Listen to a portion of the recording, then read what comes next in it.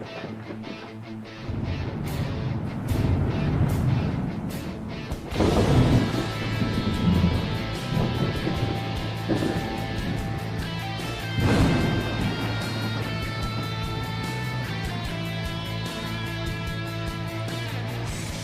out there, and welcome to the No Shit Cast, flagship podcast of the X Factory Creative Network. I'm your host, Matt Frazier. Today's guest, Darryl Hell, born Darryl Montgomery, also known as DJ Hell. He's a musician and multimedia artist who's been involved with several groups, including Public Disturbance, Sektor 6 Communication, Abstinence, Emergency Broadcast Network, and Operation Mindwipe. He's also performed with the band Terrorfakt and collaborates with the DJ producer network Sonic Warriors United, based in Germany. He'll be our guest on the show. My co-host, as usual, the great wizard of historical knowledge himself, Mr. Eric Smith. How you doing today, Eric? Good, thank you, Matt. So, really interesting show coming up, folks. Really excited about our guest. He's a friend of the X Factory, so we like to spotlight artists and things like that from the X Factory and people that are friends of the X Factory. So our guest today is Darryl Montgomery. How you doing today, Darryl? I'm doing good, thank you. Looking forward. So glad you could join us today, bud. If you wouldn't mind, take a couple minutes here and kind of obviously you have a public persona here, and I've looked at some of your videos from Facebook and things like that, but in your own words, kind of describe what the art is that you perform and how you do it. Well, I guess that's kind of a multi-tiered approach. I take a multi-tiered approach to the idea of performance. On one side, I perform as a musician, with traditional tools, and then I utilize a more industrial approach to performance, which in my head, as a first-generation industrialist, the idea of that everything is kind of part of the sound palette. So then that means using power tools. That means bringing in found sounds, recording sounds from all over, and bring from my environment and bringing that in to my idea of performance. And then I also take a more cultural approach in when I work with my park that I have in Bed-Stuy, and working in more of a community-based aspect. So then that I much more become a kind of a cross between a MC host and then a public speaker. Right on, man. I really like that you incorporate these natural sounds and the environment into what you're doing on stage. I mean, what was it that first drew you to wanting to take those sounds that you hear around you in everyday life and bring them into a musical setting? Wow. I feel like, there's so many. I feel like there was so many different things that kind of led to that. I would say that I've always had a kind of approach back from my days, which is kind of interesting. A little aside, as I'm completing the editing of Killing the Joke, which is a documentary about actually my bandmate and friend, John Bechtel.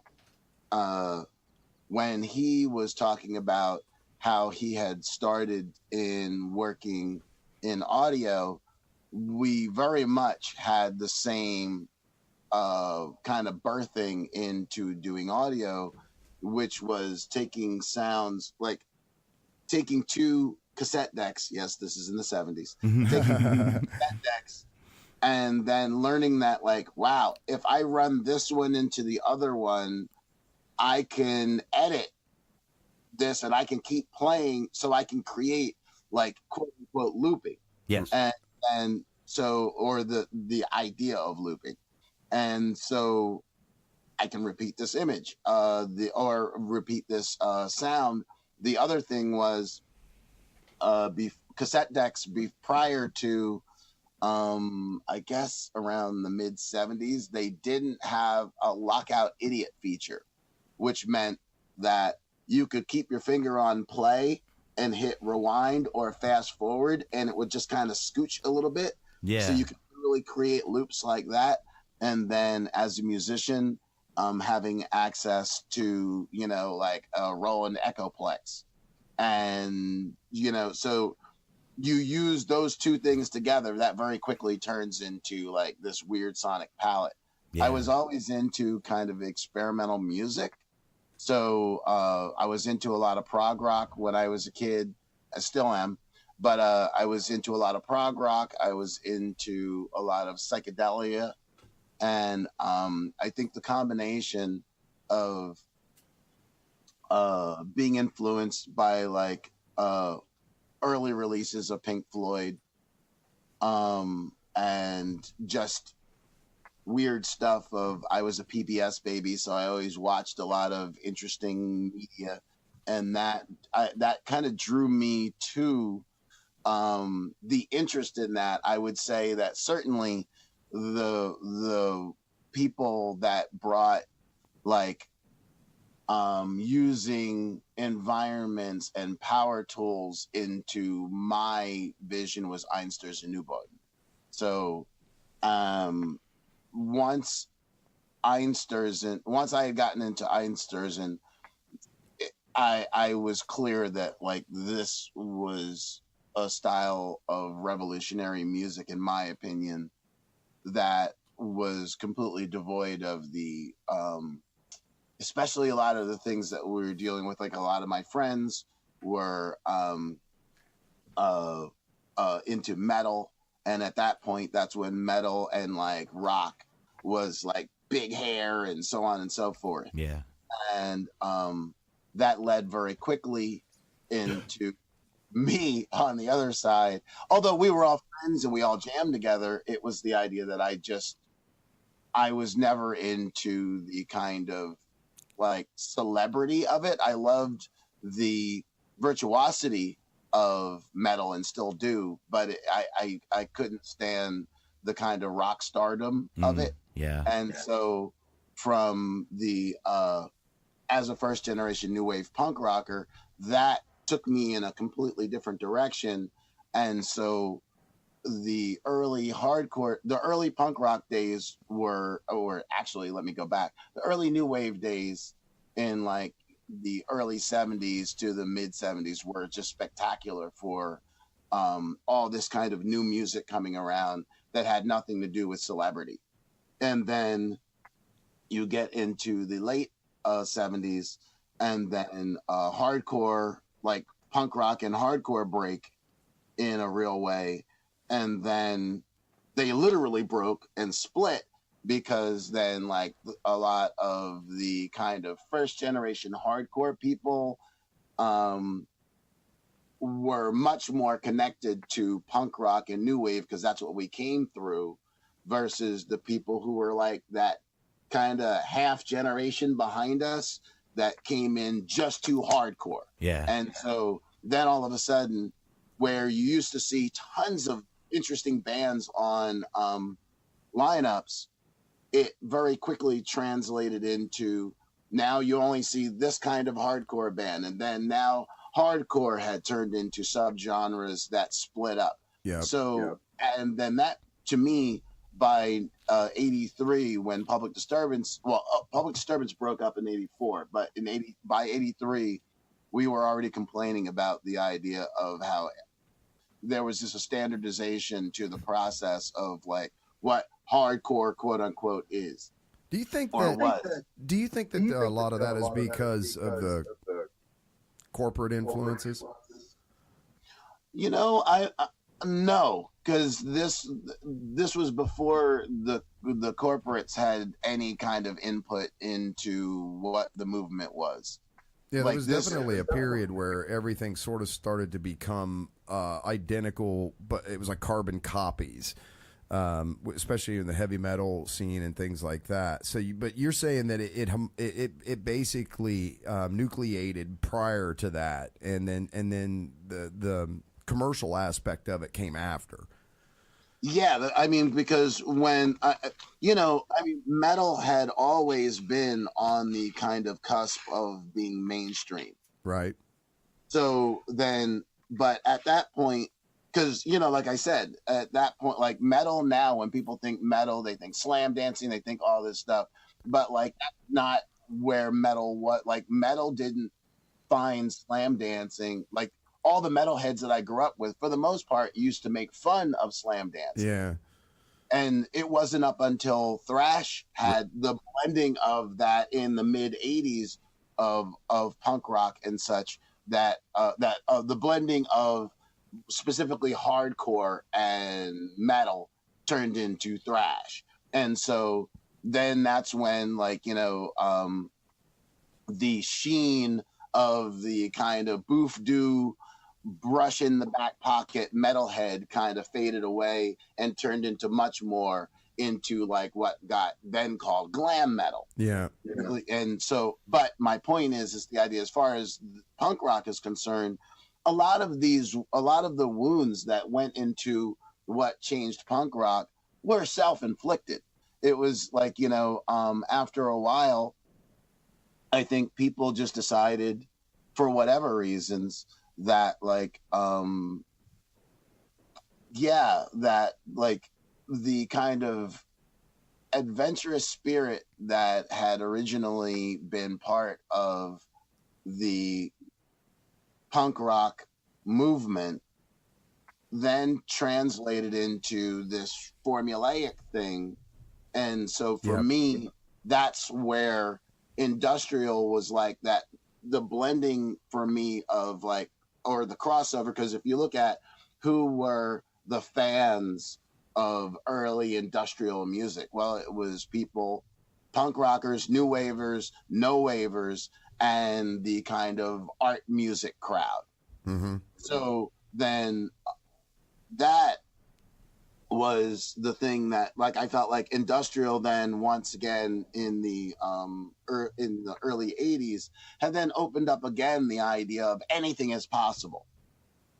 And so, but realistically, we only had approximately 10 years of that, not even, before, bands like Nine Inch Nails, and even the idea, though, although Land of Rape and Honey, Ministry's Land of Rape and Honey was just awesome to have incorporated guitars in that way, I think that it immediately set up a dynamic, I know it set up a dynamic that then, as the alterna rock people that were into like alternative, grunge, whatever, started moving over and finding these other styles of music, which was industrial and such, through bands like Nine Inch Nails and Ministry, these people were much more comfortable with though an eclectic palette of sound. They still wanted to see a drummer, a bass player, guitar player, keyboards and stuff on. They wanted to see a traditional setup on stage. Yeah. And the thing that industrial had brought to the table, when, like, the first time I saw Skinny Puppy, they did not have a drum set. No. They didn't have a drum set, and Kevin Key was playing on some parts, would play upright, like he had a bass drum and a snare and I think some pads at the time. This was 88. And so and then like from all sides of the spectrum, you had all these different people using all this different gear, and even Taghead, who had a traditional guitar, bass, drum setup, they were all playing triggers and stuff. So the stuff didn't sound like it, like you would think it was going to sound like. And Adrian Sherwood, I saw them in '88, where Adrian Sherwood was mixing them live. He had his desk in the middle of the dance, like basically right at the back of the dance floor. So you're dancing around Adrian Sherwood mixing Tack Ed live. So the possibilities were endless. And then that got kind of narrowed down into then people saying, like, with the success of bands of like the more mainstream bands like 9 Inch Nails, it then very quickly kind of, that's when the industry came in. Now you had the kind of collapsing of the majors were buying up indies at the same time while all this was happening. Yeah. So then there was a push at that point for, hey, this can be mainstream. So I was looking back as I was leading up to this interview, I was looking back at some of my writings about that time and what, where I felt it was going.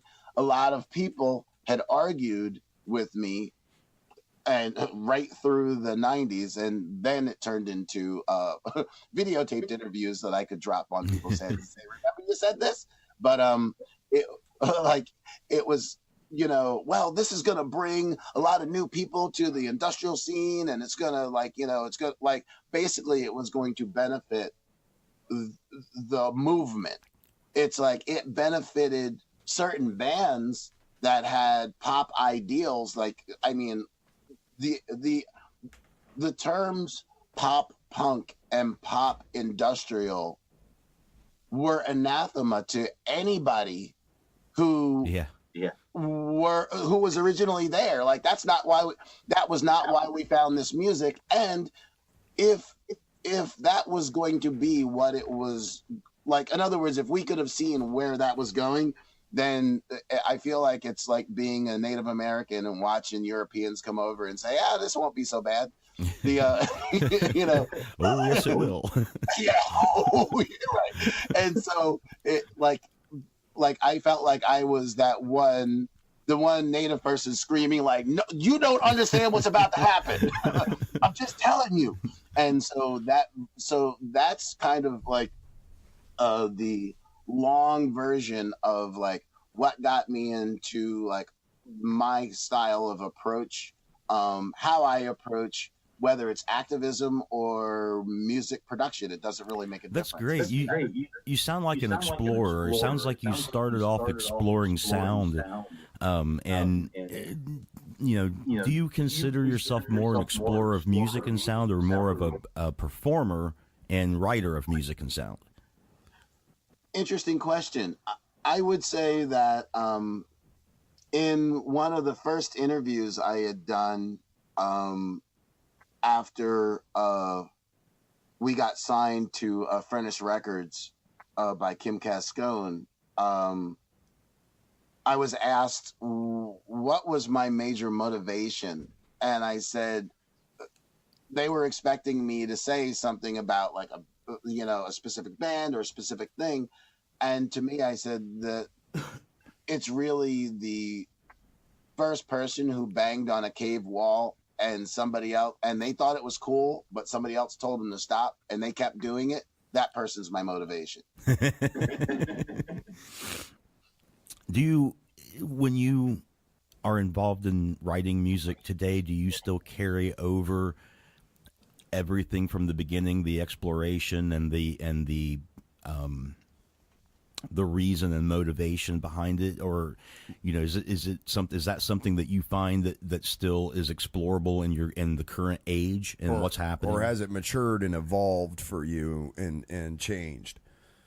All the above. And yes, I mean 100%. I am an evolution of myself. I have always from as a teenager, I always hated the kind of this is when I was and this is when I was like all the things that I'm a first generation turntablist. I was first generation hip hop, first generation metal, like all these things still, like as all these things were happening, it was I guess growing up in that time, I felt like for those who wanted to be explorers, it was an amazing time to see the different food groups.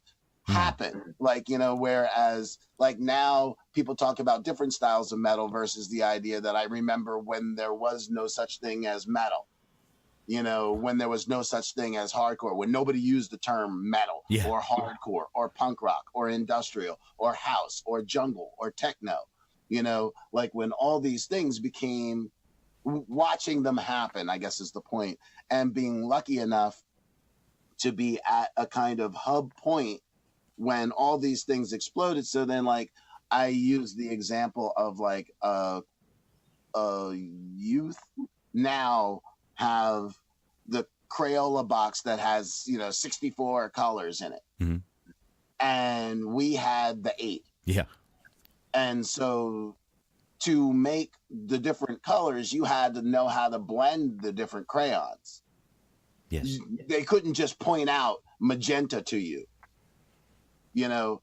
and so it was that kind of, for me, the idea of exploring the world as a creative, like, because I hate, for me, it's hard to get put in a box of like musician alone, because if you say musician to the average person, that has a specific connotation to it. Absolutely, it does. Yep. Yeah. And then if I say I'm a multimedia artist, then all these things have been codified and put to boxes that I don't feel comfortable with any of them. Yeah. So, but to your point, just like Muhammad Ali said, like, if you're doing this, if you have the same thoughts at 50 that you had at 25, you wasted 25 years of your life. And so although I have become more, my process has become more refined. Quicker to get to do what you intend to do. Correct. But my essence of what I do, whenever I'm working on new music, for instance, like whatever the style of music that I'm working on, for the most part, I go back in my own archive to look at, like, okay, so over the last whatever years, and now it's 40 years of production, it's asking over 40 years of production, it's asking the question, I would be asking myself the question of what is where do I fit in this, and how do I continue my own legacy of what I'm doing? And so some people pay attention to, like, what are the new things, like what's selling now, so on and so forth. So like with myself as an industrial turntablist, I think I'm although I'm not the only industrial turntablist, I mean, especially since, like, there are a number, not a number, but there are enough of them, like DJ Swamp and others, that are technically proficient and hardcore dope DJs, like from a DJing sense, but that play industrial music. I believe I'm the only one that's a first generation hip hop DJ that plays industrial. That's interesting.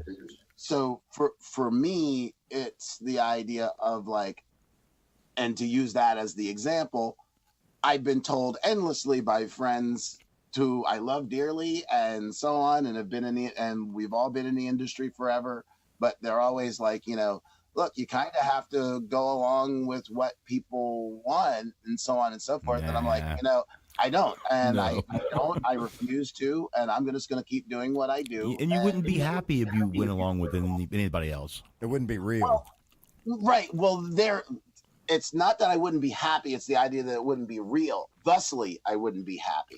Yeah. So, like, because since I have always lived under the kind of or against the foolish notion of the struggling, starving artist model. I never took any vows of poverty. It was always about the idea of have a full-time job and then create whatever art I fucking want. Yeah. So, Absolutely. like, because otherwise, as soon as you turn your art into your job, the capitalist pressures will crush any idea of what you never thought of it that actually way. want to do. Wow, that's so true. I never considered that, but you're right. As soon as you pursue commercial success, you have to start giving things up. You have to start changing. And you're the second artist I've heard to talk about that and make a point of saying that, you know, that you, to make that decision, you really have to think about it, because it will change intrinsically what you're doing, and you'll be doing different things than you would be normally led to be doing out of the motivation to either satisfy your patron or for the money. Or to feed yourself. Because, you know, hey, poverty is a really big motivator. So right. Hunger, right. You know, so like, you know, when you start, like, I always joke that my parents raised me wrong. So I grew up with a roof over my head and with food in the refrigerator, and I like to keep that going.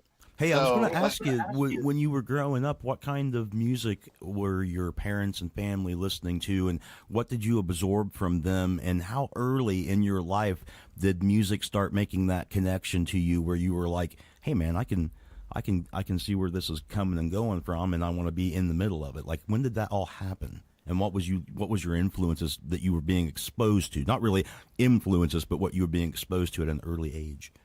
Yeah, dig it.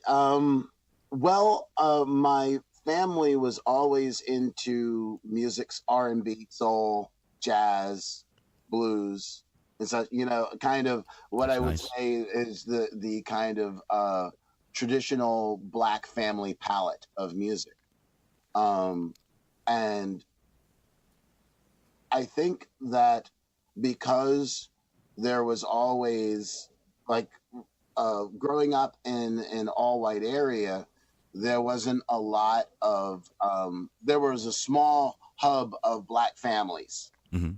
And so then, since they mostly didn't go to clubs because all the clubs catered to the white community, there was this huge network of house parties that would happen. So then, like in Asbury Park, Belmar, South Belmar, Brielle, New Jersey, there was constantly, and these were all people who went to church together, so on and so forth. And then there would be house parties where, you know, the little kids are partying in one area, the adults are partying in the other one, and the teenagers are like sneaking away partying in another way. Like, so they're like either in the basement or, like, you know, off, so that way everybody could have their kind of separate vibe. And so at, like, there was always music around, and my father was a jazz DJ, not of any note, just like, you know, I mean, a jazz DJ, jazz drummer, not of any note, but like, just that was his thing. So, but long before I was born, actually, my father was born in 1922. So then, through the 40s and 50s, after he got back from World War II, there was a lot. He would have house parties and such at his house when he lived in Spring Lake. And so there was a whole bunch of different kind of influences that came to the idea of why I would see, like, I always saw various forms of art as just interesting, and music kind of being captured. Like, I felt like I had the best of both worlds, because on one side I was deeply rooted in the Black musical artistic expression experience, simultaneously having tons of friends that were hippies and that had parents that were hippies. And so then the hippies brought not only a sense of an othered style of music, but hippies also brought the, thinking about the kind of food you're eating to the table, thinking about the idea of what exactly does society bring you and what are our roles in society. So the social message. Well, yeah, but I said that specifically because that was the same message that came out of the Black experience that I was experiencing, because I was also a Black Power baby. So then like coming from the first generation of young Black people that Malcolm had called the New Negro, that was like, no longer complacent or would capitulate. Mm-hmm. And so then I also, it gave me a sense of I can talk and I have agency in my voice in a way that now working with students that grew up in generationally redlined areas, like I jokingly say I grew up off of the plantation. So what I believe possible, even from an activist point of view, is different than some of the other people that I work with that came from redlined areas where, like, so they've had to be subdued for so long they just don't know what's possible. Yeah, exactly. Well, they have been there. It's kind of like the Orwellian history was erased and the erasure was forgotten. Yeah, I got you. So then they don't know the idea that, like, complaining to your friends doesn't matter. Complaining to whoever doesn't matter. Like, until you actually say, I'm going to point at the person who's creating the problem and I'm going to address it, then nothing changes. So I feel like my upbringing and seeing all these different sides of activist culture, of socially engaged culture, then really kind of gave me a perfect template of the blending. And at that point, most of still true to today, music always has a rebel element. Whether it reaches the mainstream ear or not is kind of an irrelevant point. Yep. Because at any point during all history, since we as a species have made music, there was always somebody writing music about how fucked up this society is. Yep. Or how fucked up the culture wherever they were on the planet. Yep. There was somebody who was writing, like, this really sucks. I can't believe everybody's being so damn stupid. Why can't we be better with each other? It's kind of a simple premise, isn't it? It right. makes so much sense, but for whatever reason, it's so hard for so many people to just get their mind around that. And love. But, and okay, so one of the things I wanted to ask you, because I've watched some of your live performances and stuff, is one of the things about your art form, and it is music, okay? So I don't mean to be demeaning in any way, but man, what you do is meant to really be experienced. It's not necessarily something that you get the full context of, I think, just through audio only. So it's not really so much as, and you tell me if I'm wrong, okay? But it feels to me like it's not something necessarily to be to really appreciate, to be just observed. It's really meant to kind of be experienced, to be kind of engulfed in the audio, the visual, the different stuff that's going on the stage. You're trying to say something with every layer of the fabric of what you do, right? So that's kind of my feeling, is what you create is something that's more of an experience than something that's just observed. Correct. For me, it's the idea of kind of looking at musical performance through a different lens. Like, although Alice Cooper turned into a dickhead, I remember when I was a kid and Welcome to My Nightmare, the concert movie came out, and I had an amazing. Not only did I have amazing mentors, Belmar Cinema, the cinema that was 3 blocks away from my house, when there was community cinema, when every town had its own movie theater that wasn't part of a chain. Yeah. And was owned by a specific person. This dude, Mike, owned it. And he was awesome.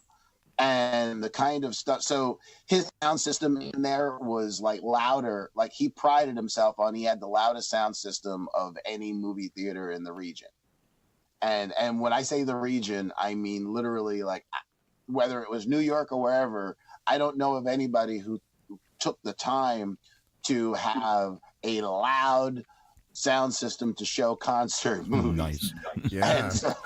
And so the idea of when I saw Welcome to My Nightmare and all the theatrics that went into that, and then as Pink Floyd's stage show got massive, and there's Parliament Funkadelic in the idea of stage shows, holy cow, Parliament Funkadelic, yeah.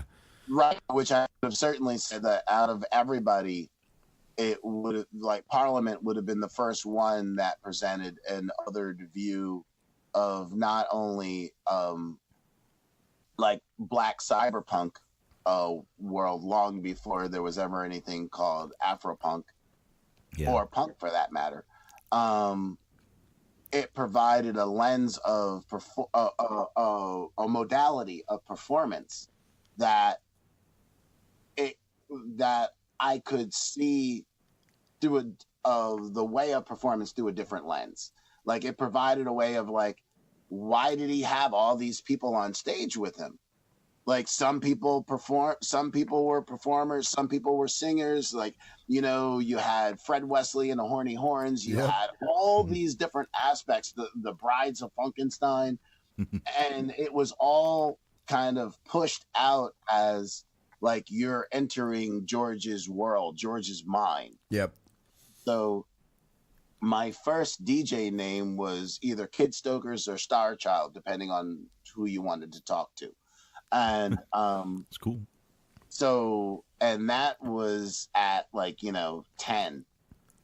So that would have been 74. So you were, I mean, from the beginning then, you were about that music had to be more, had to be something bigger than just sound, right? It was, you've sort of evolved this whole thing as a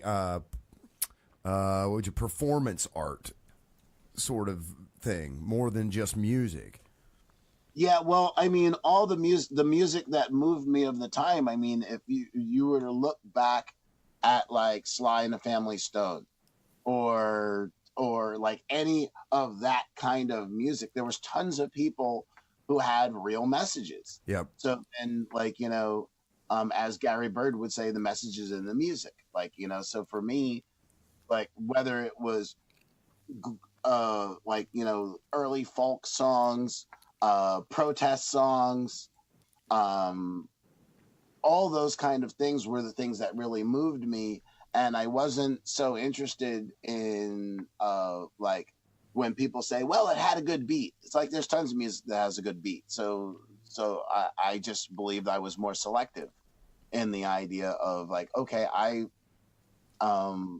what moves me, what brought me to tears, what engaged me in real ways as a young person, inspiring me to think differently, were all these musical messages from people like that and Marvin Gaye. So you can go right around the spectrum of people who were talking about things that were real in the community and also had, a quote unquote good beat. And so the idea of thinking about music as random, as just random art is, like, really bizarre to me. I can use a good example. I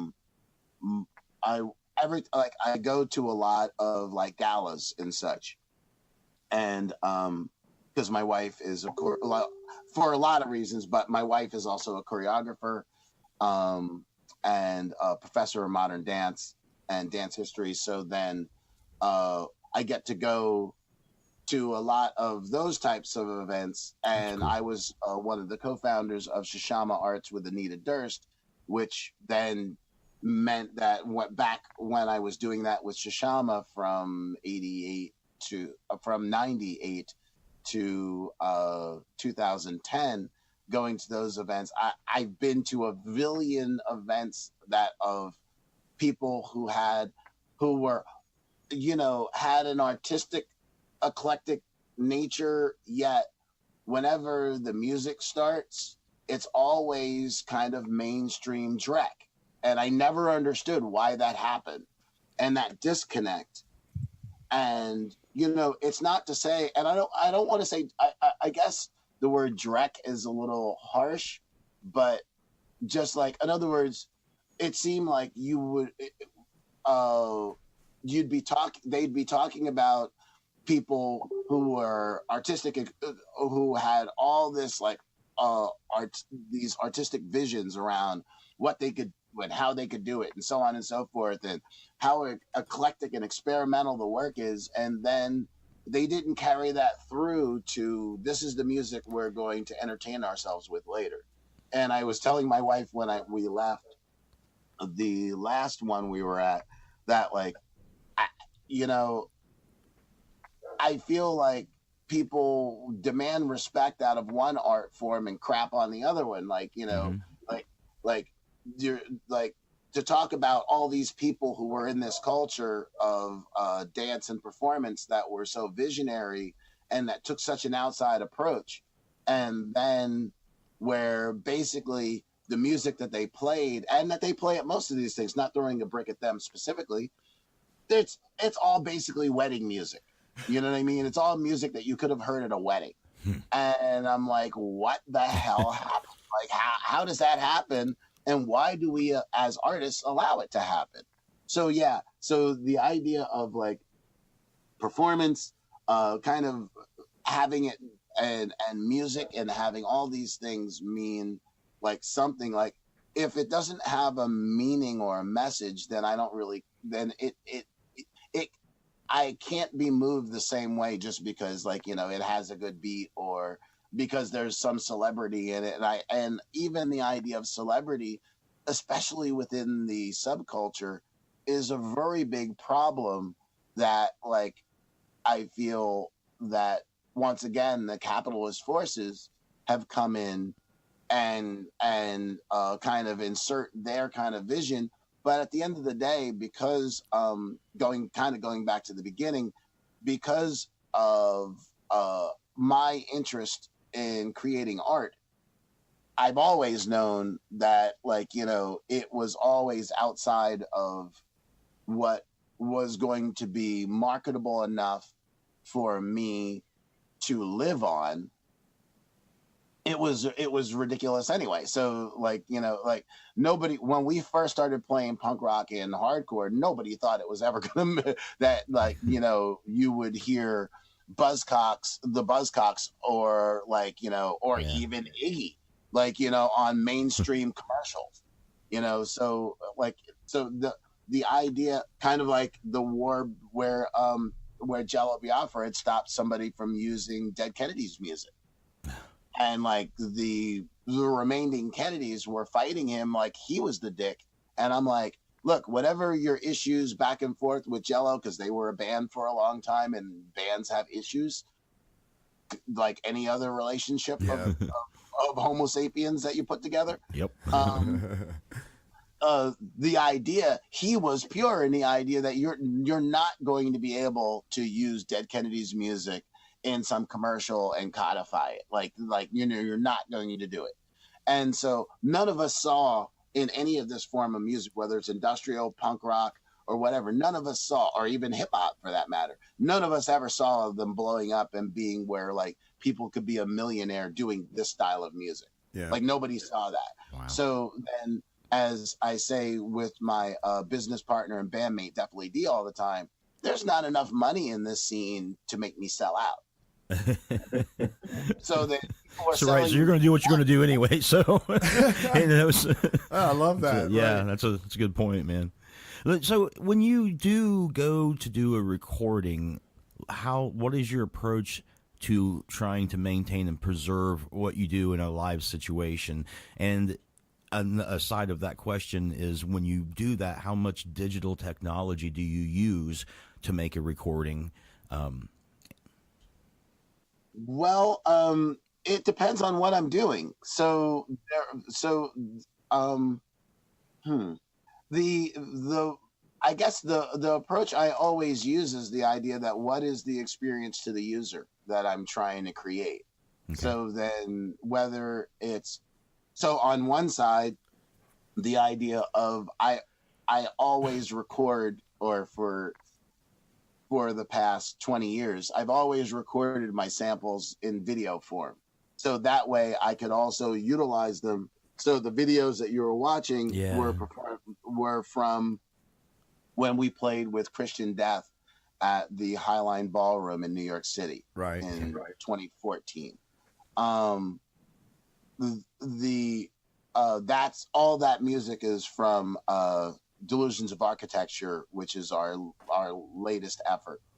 I seen that, and I wondered when I seen them projected on the background if those were the sounds matched to video or the sounds from the video. I did wonder about that, and so I wouldn't have expected that you recorded all your sounds from video, but I think that's awesome. Yeah, everything that you're seeing is all what you're hearing, cool. And that really came, although I was doing what I refer to as connected video work prior to that. Like the first person I saw do that was My Sin, which was one of Jim Thurwell's projects, like one of the side projects of Fetus, and that was at Danceteria in, I want to say 85. And so that was the first time that I saw connected performance video, which meant that the video that you're seeing actually has sound within the performance. It's not just background visuals. Yeah. And cool. So, but then in 92, we were on a bill with Emergency Broadcast Network. And that's once I met EBN, and once we all met, we immediately kind of merged into this like thing, because like I just loved what they did and they really dug what we did. And EBN's approach was the idea that you see what you're hearing and you hear what you're seeing, period. So then wherever that went, whether it was so these layered backgrounds were always kind of part of patterns of what they did. Now, Josh, the amazing editor behind EBN, Josh Pearson, had created a style where it was a rapid edit style, but it wasn't necessarily in quadrants. So then the idea of how I put that show together was the first time that I wanted to do it so that way everything would exist in a quadrant basis. So then there would be something in one corner, you're watching the drummer in one corner, you're watching keys, you're seeing, like, instead of just hearing a sound from a jackhammer, you're actually seeing video footage of me filming a jackhammer. Right. And me manipulating that. So then and I kept all the sounds as true to their original sounds as possible. So that way, the stuff from the metal scrapyard,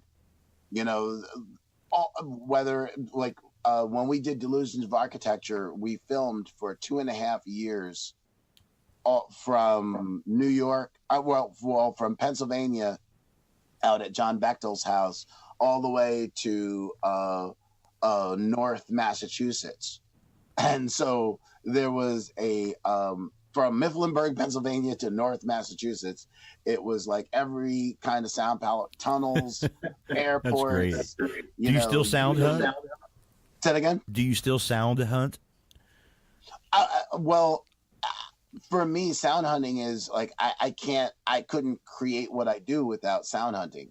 The idea, which is kind of an interesting thing, because I've always prided myself in building my own sonic archive. Yes. So then the sound. You guys, you too. I go. No, I totally get it, man. I go around all the time with an iPod and a stereo mic, and anything that I hear that sounds interesting, I'll stop and record it there. I get it. I mean, I get the obsession, but traveling with you two, man, together, holy cow. We wouldn't get anywhere. We'd be stopping every 10 minutes. Did you hear how the rain sounded through the gutters between those two buildings? Oh my God, stand in the middle. Get that echo. With this shit. He does this all the time. Like, we'll be walking somewhere and he'll just stop and be like, "Ooh, check out." I'm like, "Really, dude? We're going to mid-conversation." Yeah. Sound is like color, and color is like sound. I can't avoid it. You guys are special that way. Right. Well, I'm also like, I believe in what I've always referred to as analog synchronicity, right? So then there's certain times that I will stop, but it's kind of specific to the idea that, like, when I'm working on a new piece or a new project, it's like, okay, I make a conscious effort to kind of, go out and select things. So it's like, so I'm not always like, there are some times when the sound is too good and I can't pass it up. Mm-hmm. but then there's times when it's just like, well, that it's, that wasn't the time for that to live. But I now have that sound archived in my head. So I understand that, like, there's certain things that I'm not going to be able to recreate. And then there's other things that, okay, that's like, I know, like, especially walking around the city, and I don't wear headphones ever. So I'm always listening to the environment. So whether it's like subways or everything, like, just, I'm always listening to the environment. Like, there was road cases at the school. We were just loading out gear, and as the lighting team was loading out, they had these big, huge road cases that were, this is amazing. They had, and our school was built in 1973, and I don't think that they've done very much to it since.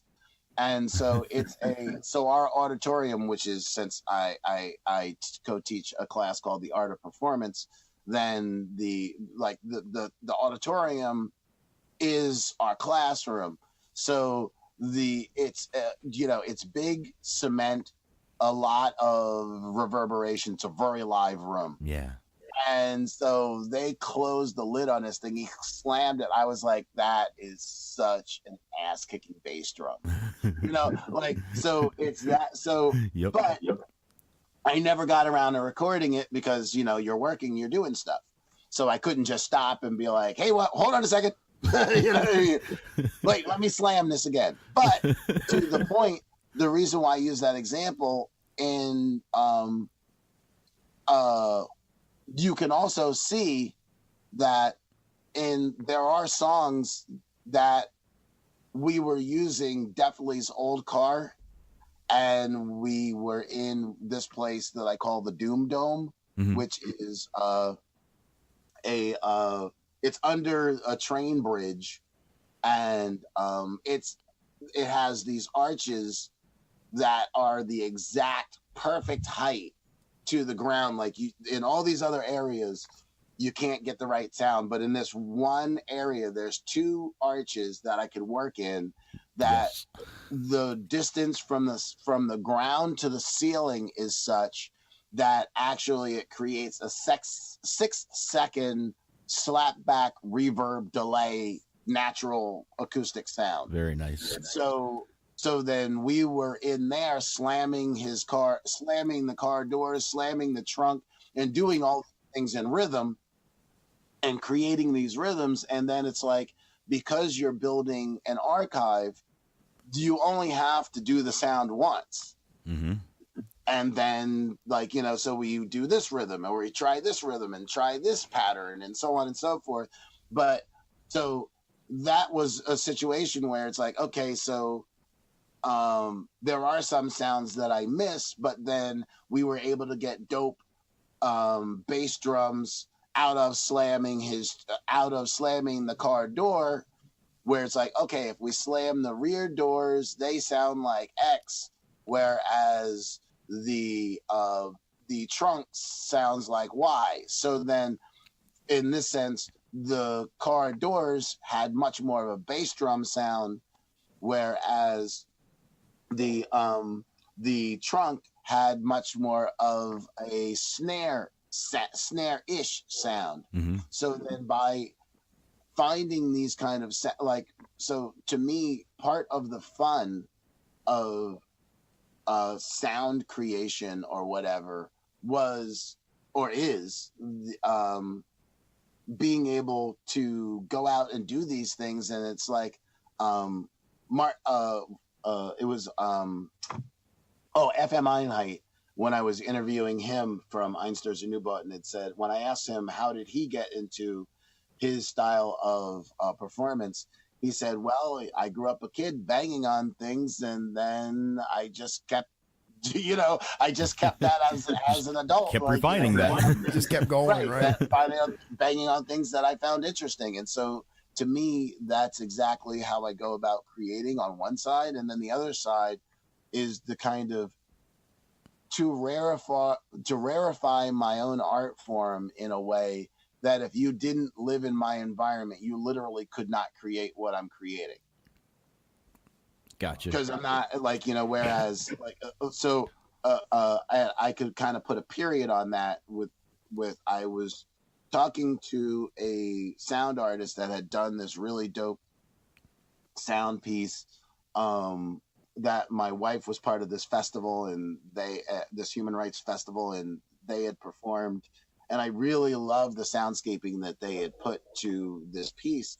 And then so I was asking them about their gear and so on, and it was hilarious because they were talking. There was two young sound artists, one the performer and another one, and I guess that knew them, and they were talking about basically these archives of sounds that they were going to, and I was telling them about the fact of it's kind of a weird thing to go into a sound archive and say, okay, this sound is good enough, and then I could just layer some effects on it and such, and then that'll make it a thing. Mm-hmm. And it's like, it's like, you can really set yourself apart by actually, going out and getting your own sounds. Yeah. And especially since they were doing stuff that was so eclectic in its nature anyway. It's just like, it's not like, oh, well, this crashing sound is going to be much better because it came from these people, versus you did it in your own environment and it has your own energy. And to me, it also brings the energy into the room. Mm-hmm. for the person experiencing it. So then when you're watching the stage, which kind of, again, it's all kind of tangential. So when you're watching an Abstinence performance, you're seeing everything as it's happening, and you're hearing the electronics that we're doing over it, or you're hearing stuff with power tools that we use, or with... And that makes it very ephemeral, the process. Correct, because then everything, you're getting this layering of stuff that we're doing now. You're getting the stuff that we did in the past. You're getting the sound from what's happening in your environment, and you're getting the multi-layered sounds of things that happened in numerous environments, all within that spectrum of presentation. And that's every bit as complicated and beautiful as an orchestrated situation where you've got 6 violins and some violas and You know, here, if you can listen to all of that stuff and have it have its place in your head, that's an interesting thing. And I'm sure, like me, when you hear some of the things that are integrated into your performances that you would record it someplace else, you'll even hear the echo, like you were talking about with those arches, and that will bring back a nostalgic feeling to you, that brings a certain feeling to you that affects the performance that you're doing with the elements that you're doing currently, as opposed to that were recorded earlier.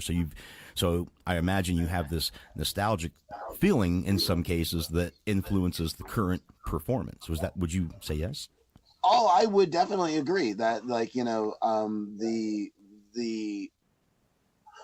essence of what we were doing when Definitely and I are performing, because basically the live performance is two people on stage, physically on stage, but then it's 4 people performing, and then a whole host of characters and such that all kind of come in at different times. Mm-hmm. So that the energy of all that, you know, I don't know. Yeah, I don't know if it's a nostalgia, but we certainly do reflect on, like, you know, oh, dude, remember when we were recording that? Yeah, remember this? And just to invoke that feeling inside of you in the middle of a performance. I mean, you may not always attach to it, but it's there, and it's a part of that 100%. Performance. 100%. I love that, though. I love that. That's a really great thing to be able to intermix electronic and live performance, and it's not easy to do because you could trigger everything. But having a live performance along with things that are triggered, that takes some skill, some organization, some timing, that sort of thing. Yeah, well, I mean, it took a long time. When I first started performing with an underlay was when or what's now called a backing track, was in '85 when I started Abstinence. So the kind of trick to that was like, okay, how can I make all these sounds present, and then how can I do this in a way that would be interesting to me, because I didn't know how interesting it would be to others, and that's not really my point. You know, what I do is catharsis, not but not out of I'm not an entertainer, like, I guess as a side point, the idea is I'm not, like, I always use, like, the example of, like, Don Ho and Miles Davis are 2 different people. You know, Don Ho, excellent entertainer. He will do whatever it takes to entertain you. And this is the same guy that does Tiny Bubbles, right? Yeah. Okay, making sure. Yeah. And so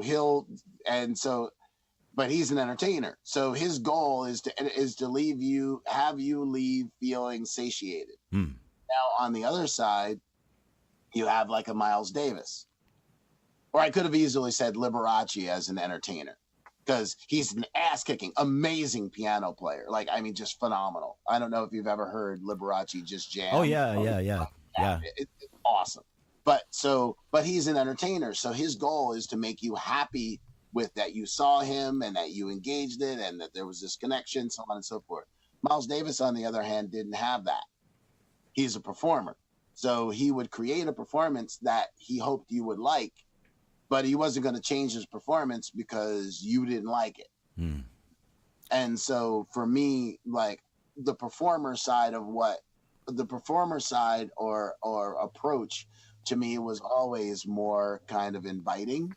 Yeah, I guess that's the difference between going to hear songs that you like and going to see a performer perform. Right. Well, that's actually a problem in DJing right now. Well, not right now. It's been a problem in DJing ever since the advent of the kind of alternative DJ. The reason why I say that is because and really the kind of how clubs have changed. Like, so in the early days of like the kind of eclectic DJing, or let me just put it in this way. The early days of industrial DJing, for the most part, the DJ was in a place where you couldn't get to them. So you couldn't get to it. So then, like, wherever we were, it was a DJ booth, right? A DJ booth, not a DJ table area, a DJ booth, which meant that meant it was isolated away from the others. So you're walking through a door maybe, or walking up some stairs or whatever the hell it is, but it was designed to you to be somewhere away from the other people, so you're DJing. A lot of times elevated so you could watch everybody at once. Exactly. And that other people could see who was playing the music. And so the DJ, so it was also DJ as focal point. So then you would see a different style of DJing. Why? Because people I would go to nights, and you're going there just looking for something new. You're going there for a new experience, like, something other. And then, as like more alternative DJs and like CDs came around, and then people were, for the most part, especially in that world, no longer mixing beats and no longer doing things as like, trying to play this song in an interesting way. People just wanted to hear things from end to end, which I actually just had that discussion with one of the promoters of one of the only industrial nights in New York right now, or industrial weeklies. And as I work, one of the DJs I work with, DJ Svetska, and she's like my protege, and my main DJ collaborator.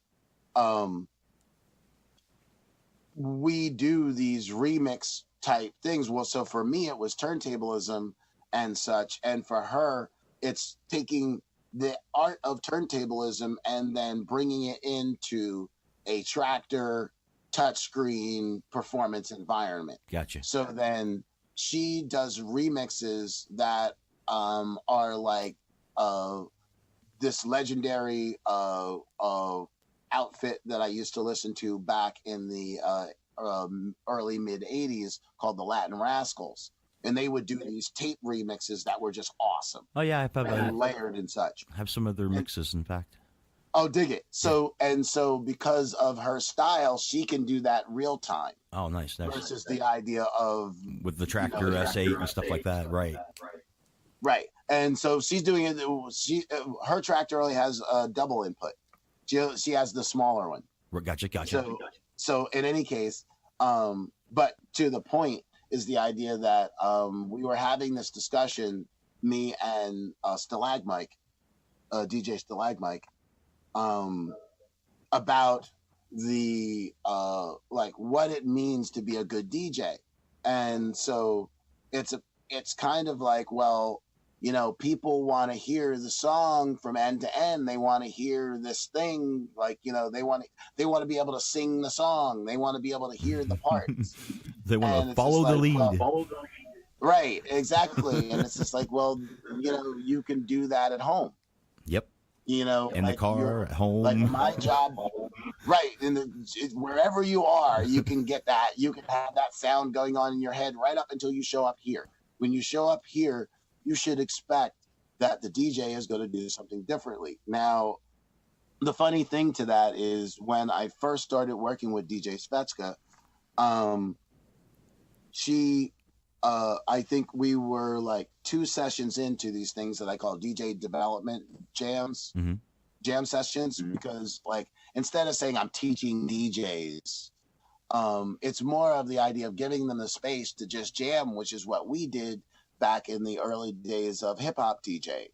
That's like, we just like, and of DJing in general, like with DJ Denard saying things like, where we said that we were reminiscing that, remember when our biggest audience was our living room wall, our bedroom wall. And so then Svetska had gotten, like I said a couple, I think it was like after the first or second session, her friend had sent her a video of Grandmaster Flash talking about like he was giving a kind of video lesson on how to remix beats and so on and so forth, how to do runbacks, like early versions of runbacks and such, and different types of scratching. And then at the end of it, he kind of gives his like just opinion of DJing in general. And it's funny because this is 83. And he had said that, like, you know, well, people spend so much money to spend their hard-earned money to come into a discotheque. It's not fair, really, that you just put on a song and play it from end to end. He goes, you know, you're here to work and you're not doing any work. Yeah. And so to me, the kind of interesting point to that is that now you can see DJs, though, they get into conversations, they're over having a drink, they're, you know, so on and so forth, and, you know, and with the advent of a sync button, it doesn't really take much to be able to competently blend tracks. Yeah. So since the art of blending tracks is no longer an art, like beat matching in itself is no longer an art that like is being developed in most DJs in this field anyway, then the question has to be asked, what else are you going to do with that time? So then to me, the idea is that, like, when I'm DJing, there's no time to have a conversation. And it's really funny is both myself and DJ Svetska, people had said consistently, like, you guys you always look very like intense. Like you're it's like, cause we're damn DJing. Yeah, because you're busy. You're working, essentially.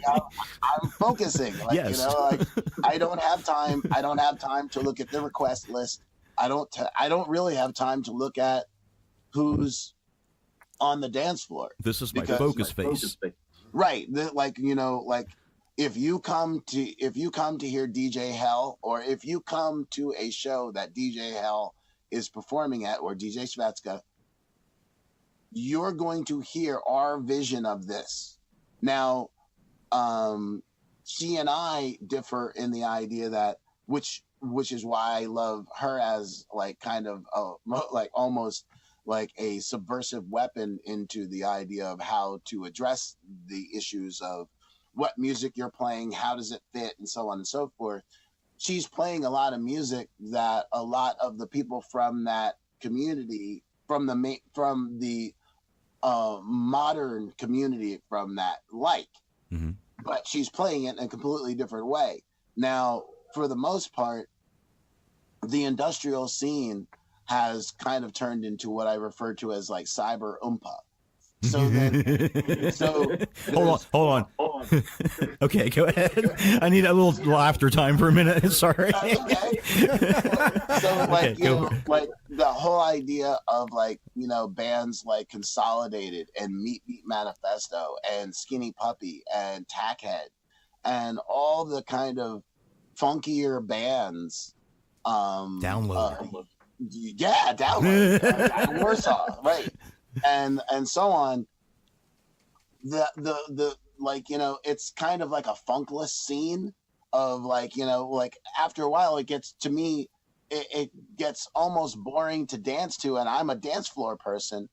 It gets boring because it doesn't go there. Like, you know, there's kind of one element that you're getting. Mm-hmm. At least with jungle, even if they consistently do that there's a lot of different variations in the music to go in a lot of different directions. So even if it's somebody who isn't so exploratory in the art form, it's still much more like it's much more engaging to me. Like basically I can put it in shorthand by the idea, if I have my choice between funky beats and cyber oompa, I will take funky beats every single time. Yeah. Every single time.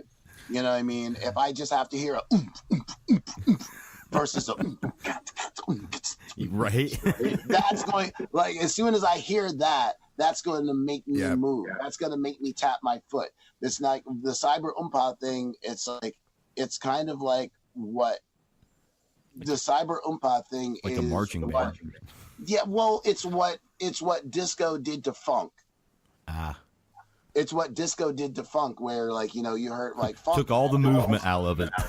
Right, took all the movement out of it and made it so that way everybody can move to this synchronized.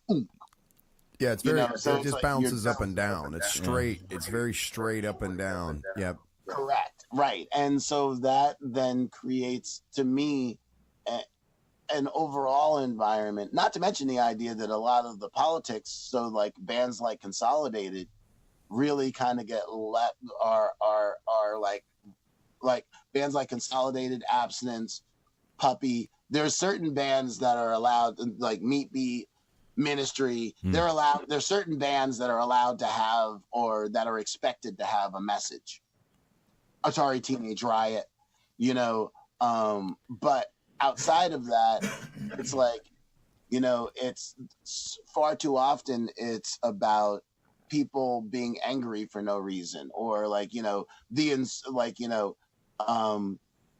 insert the Terminator sample, you know, or whatever. Like, and a lot of the music in the sound palette even has gone away from the kind of more gritty sound, and everything comes out of a pristine synthesized sound, which is also why I like, which I'm not against, but it's just the idea that, like, the sound palette that's possible is so large. Why do people stick with such a small kind of range? But we also know that now, because of the advent of, as we had talked about before, pop industrial or pop whatever, then there's people who are like, look, I'm trying to get famous. I'm trying to get paid. Yeah. You know, I'm trying to get on that big bill. You know, so whether it's one of my students saying, who told me back in 2013 that, yo, man, you can keep doing that positivity shit, but ain't nobody signing that. You know, so whether it's that or whether it's somebody who's just like, you know, well, they kind of loosely have a message. To me, rebel music needs a rebel message. Yep. But like, the problem is for a lot of people, it's not rebel music. It's like, look, I just like this. And you'll remember that even with early Consolidated, as they would take samples from when they would do their talkbacks after their shows, which were legendary, somebody came to the mic and said, "This isn't a fucking press conference. I want to hear some music." A dissatisfied customer. Yeah, where do you think that comes from? Misguided customer. Like, why would you go to Consolidated? Why would you go to confused customer? Confused customer, and not expect to hear that. Like, Public Enemy had played at Afropunk 4 years ago, before they merged with Live Nation. But that's a whole different conversation. But in any case, so Chuck was going off about the idea of all these crappy radio stations that have, like, quote unquote clean versions of songs, but like, the songs aren't about anything. It's just like, you know, it's just you know, money porn music. Yeah. You know, like, you know, what do I have? What do you got? So on and so forth. This is what I'm fucking, yada, yada, yada, blah, blah, blah. Or the idea of once again, I'm harder than thou. Yeah. And so, like, Chuck was going off on the idea that, like, you know, as soon as you said, yeah, Power 105, and everybody's got a power something in your goddamn region. And so, and Clear Channel makes a point of that. And the yes, they do. And so the idea of, like, he's going off on this, and people are kind of like pissed, because they're like, you know, like, you could see people were kind of upset that he was talking about this. He goes, look, you fucking invited me here, and I'm the most truth talking motherfucker you ever saw on this damn stage. And here he is reading the riot act to these kids, which to me, I was just like, we were all dancing going, exactly. Like, I'm glad you finally said, I'm glad somebody said it. Yep. Right. I'm glad somebody said it. Like, do you understand why you're here? And so I don't think that the later generations have gotten the message of why we're here. Like none of this music came out of a pop aesthetic. So just because one might want to bring their pop aesthetic into what industrial is, I said, y'all don't get to, like, we're still alive. Like, we were the first generations of this, and we're still alive. We are looking at you right now. Right. You don't get to show up and redefine what the hell it is because you feel more comfortable with this example of it. You don't get that right. Yeah. Just like I don't get the right. I didn't get the right. I wouldn't have the right or even take it to say that, like, well, I will redefine jazz. Like, like everybody knows Kenny G is not jazz. Mm-hmm. No. You can say it's soft jazz if you want, but that doesn't excuse it. Yeah, but saying soft jazz is like saying punk, pop punk. Yeah, right. An oxymoron for sure. Right. It's like, like there was nothing soft about jazz in the first, years of it. And so, unfortunately, I feel like there is maybe a cultural thing through thread that, like, if you're lucky enough to catch, like, the moments. I like to use the example of, if you can remember when that thing wasn't called that thing and then it got called that thing, like when there wasn't the name of it and it was this weird art that was kind of happening, but nobody really knew what to call it, but it was different than the other stuff. And then it got codified, and then all of a sudden it got called industrial.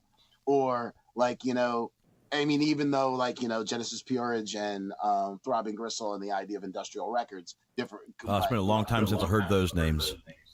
Yeah, well, yeah. If you watch my interview that I did with Genesis, you'll see a lot of the through threads of what we're all talking about. Cool. Because, it's a consistent pattern and problem of once you have an art form around for too long, like you have the first generation that were the hardcore members. You have then a second generation of people who were like inspired by and connected to the original movement. By the time you get to the third generation, now you've had a filtering process because now there's like a top 40 of that genre. Yeah.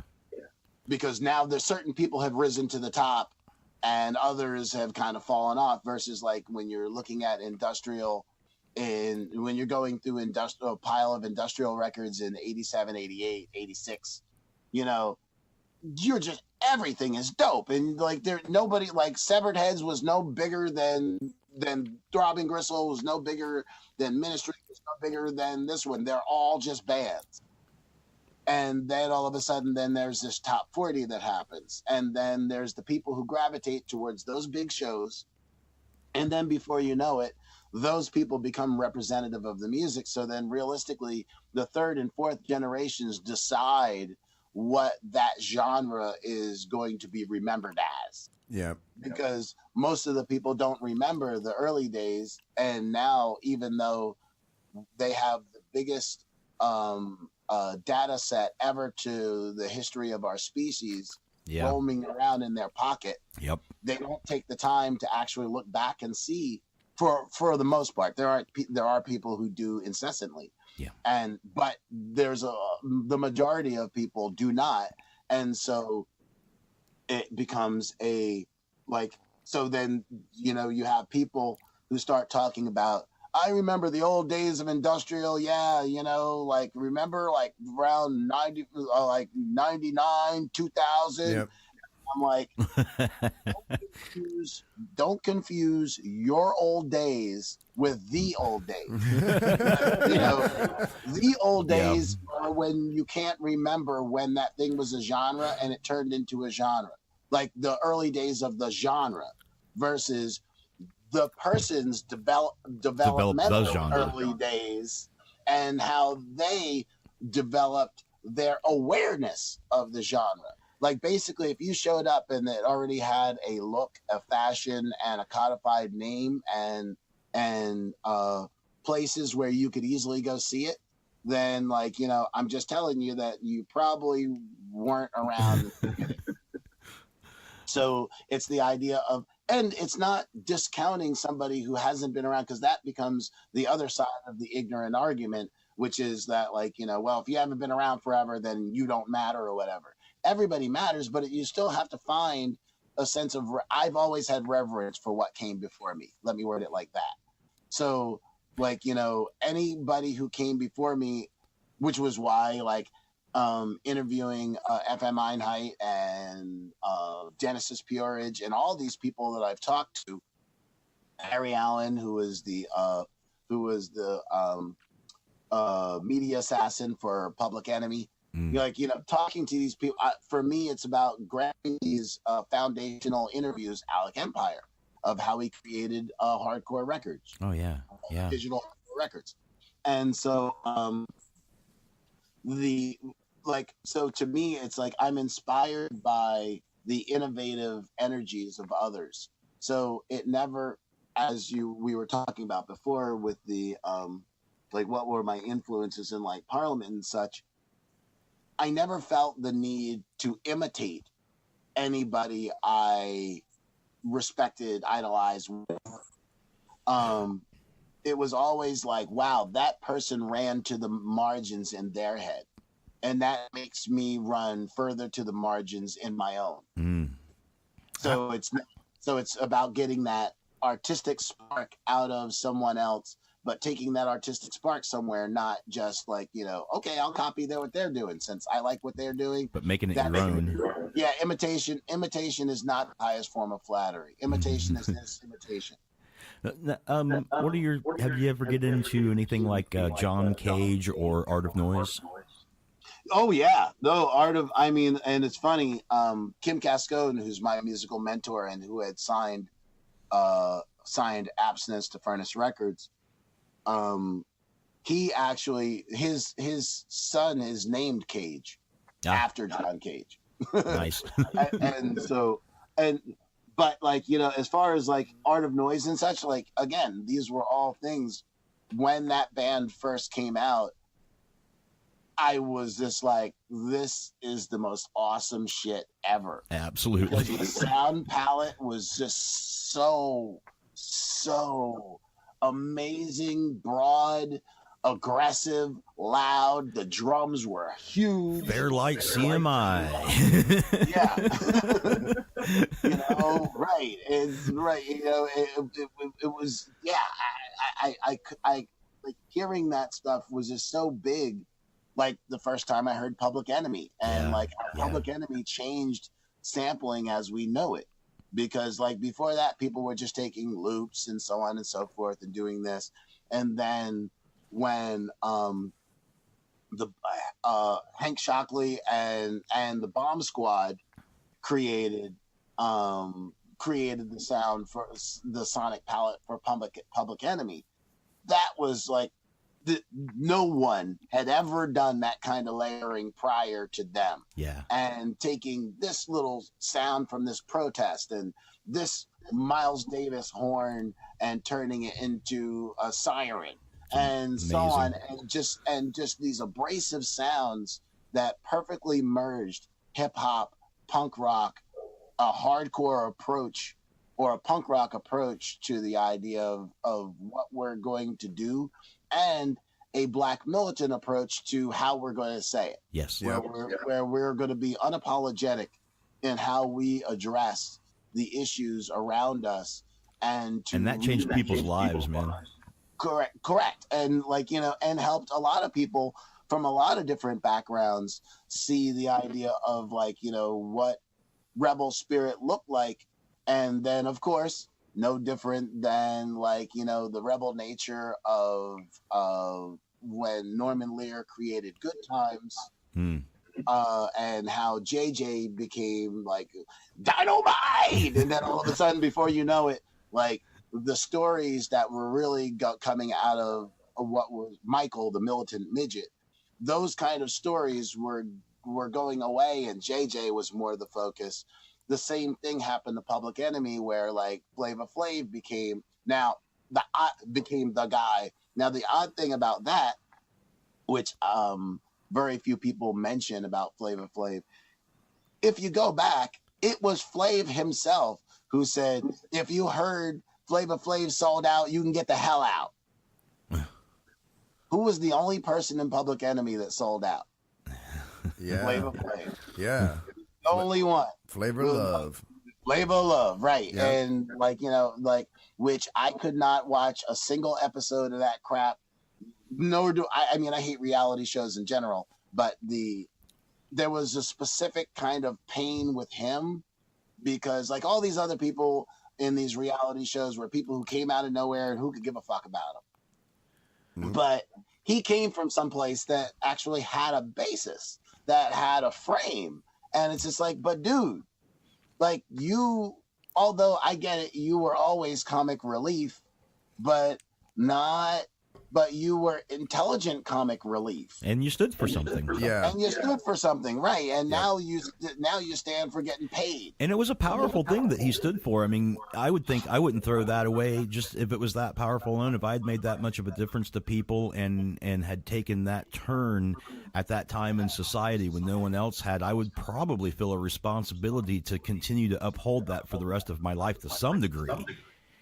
Well, I mean, I have not had any of the commercial success of that, but that is my complete vision of the idea that, like, you know, until I drop dead, I will do art that I believe matters to somebody. I can't do the, like, you know, well, this is a dope hit, or this is like I'm gonna do this thing because I'm gonna generate revenue, because again, by making the decision to the idea of to make the decision that I just wanted to create art, and I don't care about whether it makes money or not, because that's why I have a full-time job, then I can be what KRS-One refers to as a free artist. Yep. Because then nobody, I like, you know, nobody has any chains on me. Yeah, nobody owns your well-being in any way. Well, as you can see, like if you still have your stream on, I have handcuff earrings, but they're open. Yeah. The handcuffs are open. And so the whole point when people say, well, what's the idea of handcuffs being open? As a matter of fact, there was a woman yesterday on the bus that was like, she was going to clip it for, she's like, but excuse me, it opened up. I was like, no. I was like, they were meant to be open. I was like, it represents an unshackled mind. Yeah. And so the idea of, like, you know, I'm not going to talk in hushed tones about anything, then it enables me to, I don't want to say fearlessly, because there's really no fear that any of the fear of all these people who are like, ooh, I'm going to struggle to try to do this art, but yet I'm going to sell out at every point possible.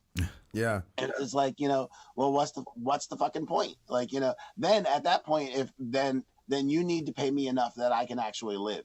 And last time I checked, the average industrial band was not making any money in a way that like where they could, you know, have a home, you know, a decent standard of living and so on. Yeah. This is like, that's just not a reality for most. Certainly, like I would easily say over 80% of industrial bands don't make enough money to live on. Yeah. It's for love of the art.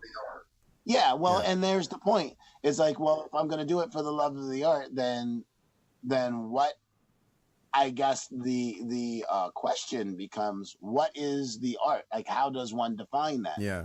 I don't presume to, like, I think because I say so many forthright things that people think that, well, he's deciding what is cool and what is like. I'm not trying to be a merchant of cool. I'm only saying what originally brought me to the art form, what continues to inspire me about the art form, and what my personal connection is to it. Yeah, that's the only thing I'm talking about. Somebody else, if they're into like Nine Inch Nails, or like, you know, or even, you know, the more guitar rock version, which like FM Einheit had said when I was interviewing him, he had said that what's called, and actually that's in the I have that excerpt of that in the beginning of our song, The Calling, of the Abstinence song, The Calling, where FM Einheit says, well, it's hard to define what industrial is anyway, because it originally comes from Throbbing Gristle and Industrial Records. But what is mostly considered industrial now is really hard rock or aggressive rock. Yeah. And that's really what it is. It's aggressive rock. And like, you know, it's not, because you don't hear, like, the things that stand out are no longer the sound of the power tool, but the twang of the guitar. Yeah. And so, and that palette's gotten a lot smaller, hasn't it? Say it again? That palette of sound has gotten a lot smaller and more defined too. Yeah, and even within the cyber realm, even if you remove the guitars, then, like, you know, the same kind of oscillating sounds, the same, like, you know, the same kind of sequential sounds seem to be the only thing that you can use. Yep. Or that people choose to use. And, you know, I don't know, I guess going back to Stalagmite, like, I don't know if it's removing, like, in other words, like, if you give the audience what they want and the audience isn't coming for something other, then does it dumb down the art form over time, so that way it becomes kind of like a negative feedback loop? Yep. Of like, okay, you only want to hear this, so I'm not going to play this. So, like, what I referred to in the early 90s as experimental electronic music. That whole aspect. So experimental electronic music could incorporate anything. Yeah, and often does. Right. But the idea of, if you just then call it IDM or EDM or EBM or whatever, any three letters you choose. Any three letters you choose, right? Whatever acronym you like. It's still, like, I feel like it then compartmentalizes the music so much that you don't get the same range. I guess to say, like, the ones that I would blame the most first for that was jungle, really, because jungle was the genre that I saw get splintered off the most first, meaning the micro genre of what jungle was. Like, if you went to a jungle night in 93, drastically, or 94, drastically different to the idea of a jungle night now, because the subgenres got to the micro genres got to a point, even by the early 90s, I mean by the mid to late 90s, where, like, people who were into hardstep didn't like rolling jungle and and all the other, like, and it's just like, really?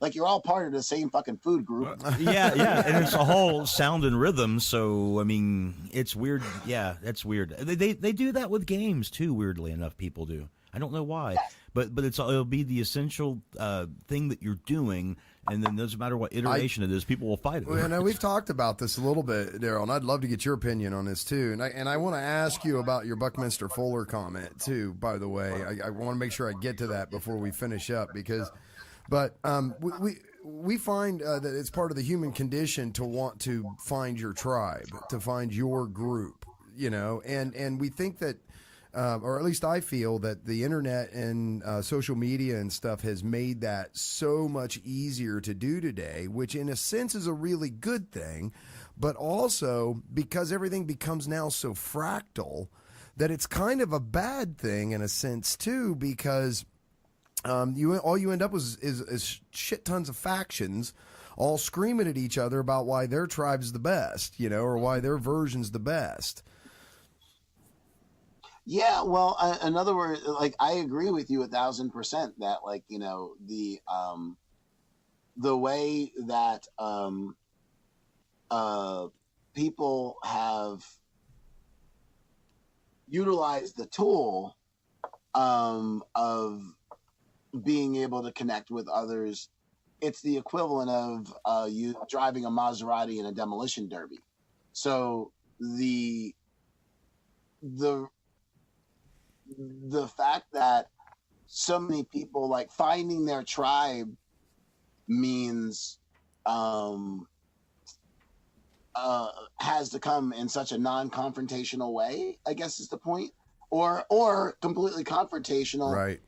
Yeah. Goes in, like, yeah, it's I mean, it's the dumbing down of people, like, okay, well, I'm going to be around people who have the same interest. Now, I have no interest in whatsoever in talking to some right-wing bigot to kind of, quote unquote, educate them about the world. Yeah. Like, you know, or engage so I can see the other side.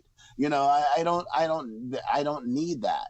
But simultaneously, it's like, I don't need everybody that I talk to, I don't need them to agree with me either. Right. So it's the idea of, it's that discourse of, again, that exploratory way of, it's the exploratory way of trying to find, like, it's seeking knowledge. It's not the idea of necessarily finding knowledge.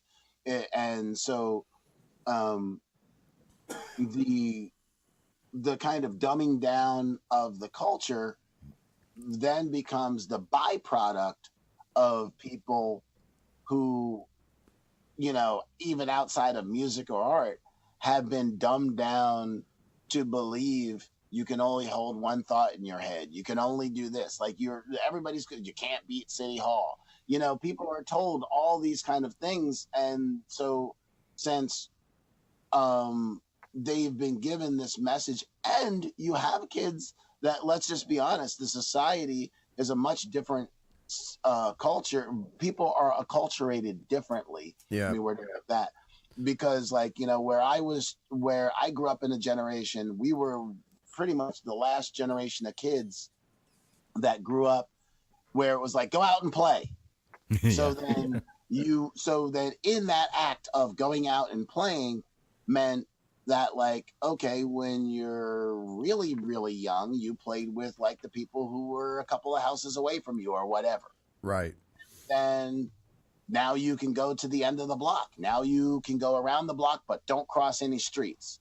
The moment of you can go around the block and not cross any streets. Now, I know I'm talking from a suburban, rural point of view, but I think, but it's the same thing whether you're in some high rise or whatever in an urban environment.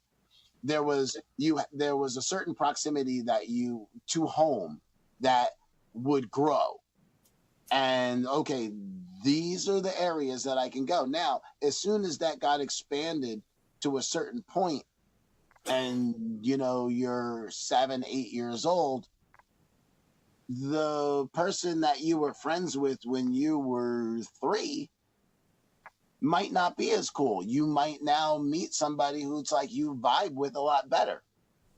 So then you had to learn how to be able to disconnect from certain people, connect with others, you know, find your pecking order, because now you're out playing the game or whatever, whether it's kickball, manhunt. And you're out there in real life, not virtually. Right. Well, you are learning how to interact with people real time. Right. And well, I mean, virtually when you do that, people tend to not be themselves. They tend to be bolder and more sarcastic.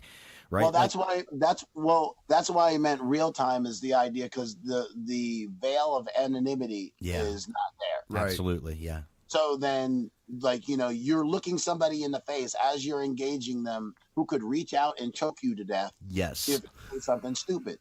Yes. You know, the world needs more of that.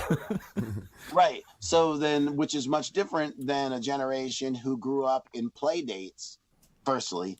Yeah. So then, where like a play date is designed around the convenience of the parent, not the child.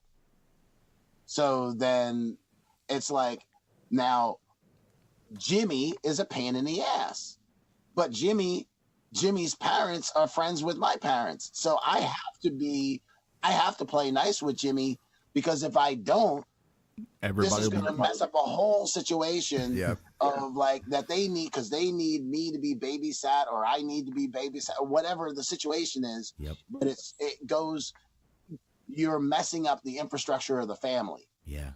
By doing that, versus the idea of like, you know, I don't like this one, and it having no effect of the idea of whether I hang out with this person or not. Now, the idea of not having the development process of going out and finding out that, like, you know, okay, well, these people I hang out with, I don't necessarily like them.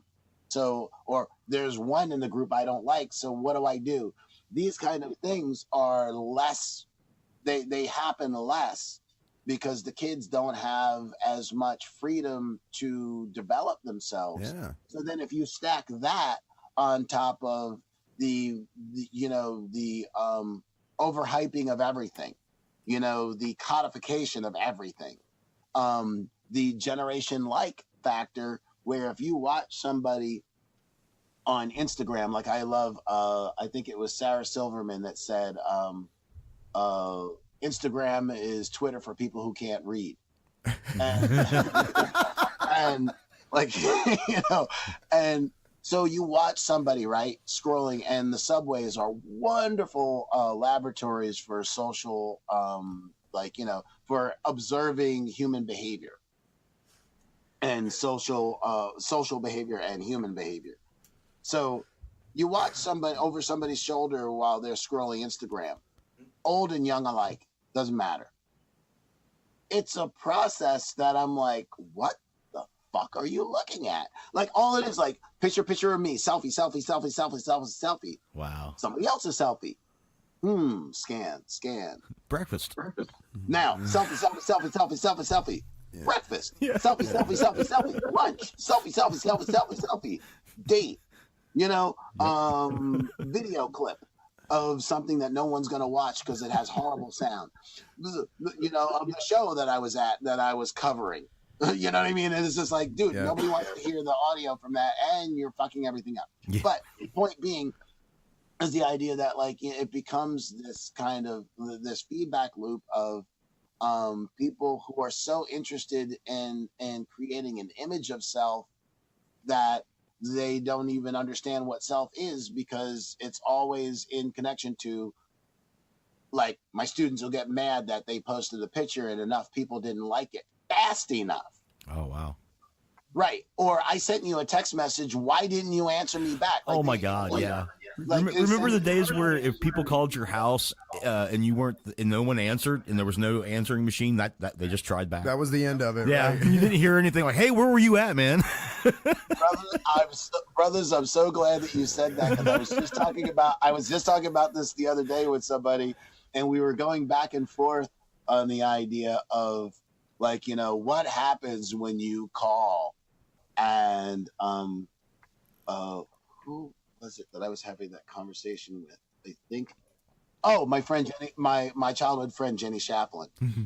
And so we were talking about the idea of, like, when you would call somebody's house, it would be like, oh, they're not there. Not only did you, like, if no one answered, it was like, oh, I guess nobody's home or whatever. It's the idea of the, you know, the process where it's well, hello, yeah. Oh, okay. So this is it's Johnny. It's Johnny. Who? Oh, okay. Good. Can I talk to Jim? Yep. Yeah. Hold on a second. Jimmy!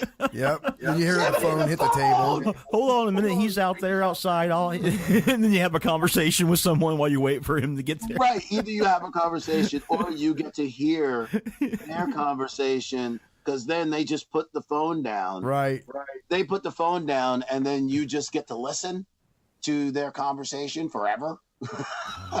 And so on. And then the person may or may not come down to the phone, and then the other person comes back to the phone because they saw the phone sitting there on the counter or wherever it was in the living room, because usually that was the general space for the phone in the house. They just find that it's there. They just find that it's there. It's like, hello, is anybody? Oh, he didn't. Jimmy! Right. They're on the phone! You know, that whole kind of process. Or they're not home, and like, you know, you get home and you have to then ask, like, was there any messages? Well, blah, blah, blah called.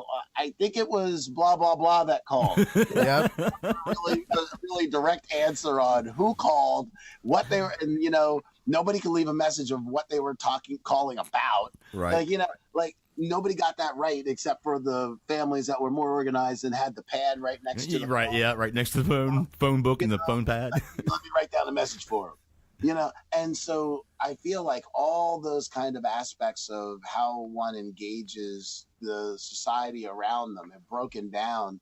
And so that's how we get to what I referred to as typing with your fists.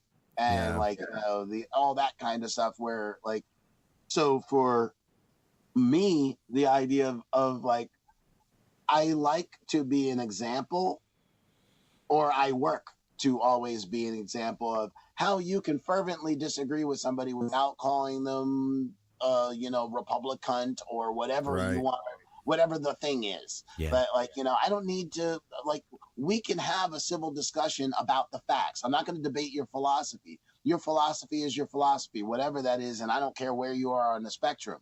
Once we want to start debating issues, we can discuss tangible things that we can point to. So if you want to discuss a bill, I'm not going to argue the validity of the bill. I'm going to point to, here's the thing in the bill that's fucked up. Mm-hmm. And this is why. And so if you could show me some other information that shows me that this isn't fucked up, we can have a conversation. Yeah. Other than that, there's nothing to talk about.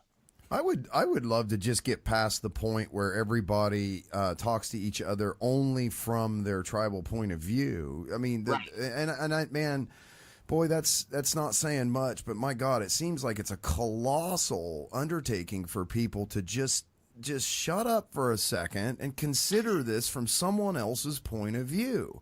Why can't you? We as a society, at least, we don't seem to be able to do this anymore. We can never see things, you know, from the standpoint that someone else may be living a different existence than us, than we do, you know. Right. Well, it's what I refer to as that people need radical empathy. Yeah. Because this is not an empathetic society. And it has never really been. So it's not like there was any sweet time. Yeah. There was no sweetheart time when it was actually any different. You know, the problem of the society doesn't, like, it is very xenophobic in its approach to its own development. So then it doesn't really matter what the thing is. It's just like, well, fuck this. I don't like that. You know? I used to do this where I thought that social media and things like Facebook would be a great platform to have these kind of discussions. And boy, was I wrong about all of it. Every year on the anniversary of Sektor 6's, on Sektor 6's anniversary, which is March 1st, I originally started it with two other people in 1989. Hey, Tony, Michelle. But point being is the idea that, like, I always thank my social media network community, always, because I don't have the idiots that, like, you know, like, creating a platform and an environment within social media is no different than if you were on the street. Right. If you're walking down the street just friending every fucking idiot that you see, Yeah. then that's where the problem comes in. Well, I would say this though, Darryl. I would say that the idea of doing that it evolved, and what I mean is that I just gave up on Facebook and said, "Fuck it, I'm doing a podcast where I can actually have conversations with people, real, like person back and forth kind of dialogue, where it's not like you said, just people typing with their fists." But you can have that. I have that. You can go through my thread, and you don't see people. You can see ones where people fervently disagreed, but there's nobody typing with their fists. And if somebody comes into the thread with that, I very quickly shut them down. It's like, I'll give you one shot. So if you say something stupid, I'm gonna send you a PM so that way you don't have to save face in front of everybody. I'm gonna send you a PM and say, this is not the way that I interact on my page. And then so if you can, then the next time you do it, there's tools to block people and stuff. Yeah. Block, hide, whatever. So that's why I'm saying, and so you can have that back and forth. And there's many threads where we've had just amazing back and forths without anybody ever screaming at each other, and they were as informative as sitting and talking to somebody. Now, talking long form to somebody like we've been talking for over 2 hours, almost 2 hours, that is something that, I think socially, once again, I think you have to look at the way that devices are used. I was on the subway coming back home from work the other day, and there was two kids that were talking to each other. Now, they got on the subway together, and they're both talking to each other, but they both have headphones on. They're both listening to music, but they're both trying to have a conversation. So when person A is trying to talk to person B then goes at their headphone and hits the volume a little bit and says, "What?" and then they start talking. Then they communicate like that, and then they turn their music back up right after the person stops talking, and then when person B tries to talk to person A, now it's in reverse. Now it's like, what? Yeah. And I watched this process go back and forth, and it's just like, dude, just fucking take your headphones off and talk to each other. Right. And then after, so there's a lot of kind of layers to the idea of why people communicate in such weird ways. Yeah. But if you live your whole life with, when we were kids, when I was a kid, when you went on a family trip, you jumped in the car and you went on a family trip. Well, you had to talk to each other because there was an AM fucking radio. So you were talking to each other. People would, whether it was conversations or games or whatever, people would do things. Now it's like, you watch a family get into a car and firstly, no one has been paying attention to each other the entire time because I got my face glued to this fucking screen. Yeah, headphones in. Right, with headphones on and staring at a screen. So I don't even notice you anymore. It's like everybody has their own John C. Lilly deprivation tank. Except the stimulation tank, man. They all have their own anechoic chamber. Yeah. All right, I got to ask Darryl because the quote is, "You never change something by fighting the existing reality. To change something, build a new model that makes the existing model obsolete." Okay, that's by Buckminster Fuller, and I'm an engineer by trade, and that comment or that quote, I guess, means a lot of things to a lot of different people. But the fact that you put it so prominently as part of I think it's in your about or someplace. Yeah, and it's on my business cards. It really struck me, and it's something that I believe it carries a lot more connotations than just the physical, like how to build things, bridges and stuff like that. However, that's often how it's interpreted. But he was speaking more broadly about life in general, and I would just like to kind of understand what that quote means to you. Well, I think, oddly enough, my father-in-law was friends with Buckminster Fuller. So I would only find that out later. Okay. Long after I had already had this quote, which my father-in-law saw the card and saw my card, and he was just like, "Oh, Buckminster Fuller," and then told me about his work with the geodesic dome and using it in different, getting the rights to use it in different settings where he had an outward bound program that he had created years before there was an outward bound. And in any case, to me, it really gets to the kind of, punk rock spirit, although Buckminster Fuller said that long before there was a punk rock. There was a thing called punk rock. It's the idea of like, most people can argue that which they don't like, that which they find abhorrent or whatever. And then they want to squabble within the confines of the processes that have already been set forth within that thing. So then if you're debating and you're letting somebody else frame the topic of the debate and the structure of the debate, you're never going to be able to win. So then to be able to think, okay, well, either I can oppose this thing, or I can just go over here and create a new model that I actually create the model that I actually believe in, or that I believe exists or would be better than this other one. It then will naturally replace the other thing. Yep. For some people. So then, like, I had created a community park in Bed-Stuy that's now an award-winning park.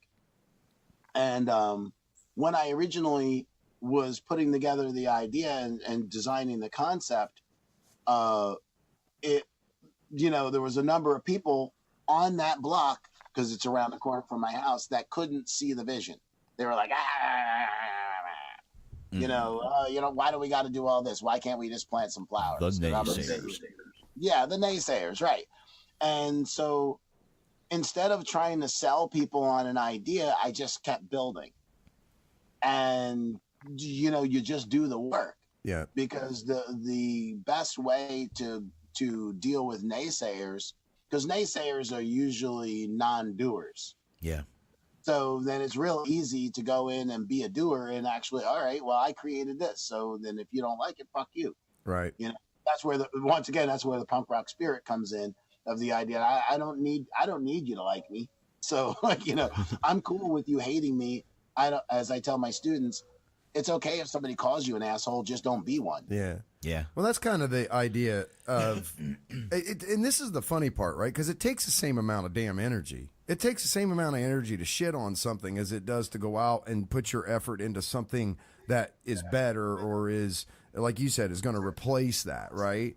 So I would say it takes more, because to go out and shit on something, negative energy takes a lot out of one, which is why most people disengage.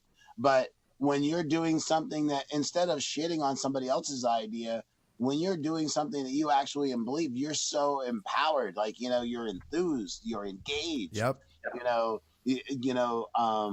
You get that zeal for the moment and for the energy that's coming from it. That's a whole big, that's revitalizing, that's inspiring, that's all those things that lead to positive change versus what I refer to as negative change. Like, in other words, like all the people whining about the idea that they don't like Trump, but it's just like, but they don't do anything outside of tell their friends that they don't like Trump to do anything. And it's just like, well, until you actually are as determined to keep your shit as the people are that are trying to take your shit away, then you will lose your shit. Yep. So it's taking, to me, that quote takes things out, like, stop having that philosophical discussion and do something real, tangible. Yeah. As Malcolm X said, you need to stop singing and start swinging. Now, he didn't mean the idea of you go out and start fighting. The whole point was the idea that we spend so much time entertaining each other that we don't think about, or seeking entertainment, that we don't go out and do the work, the hard work of building community, the hard work of developing a strong self, the hard work of developing a better society.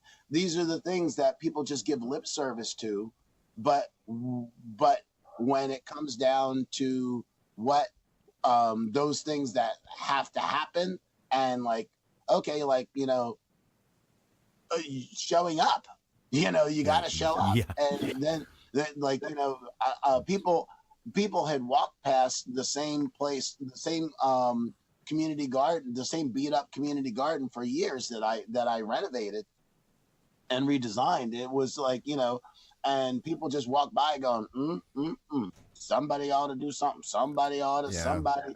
And so I was speaking at one of my, at an event, and one of my comrades had said, like, you know what, the next time that somebody says somebody ought to do something, we should have a sticker with a name tag that says somebody, and just slap it on them.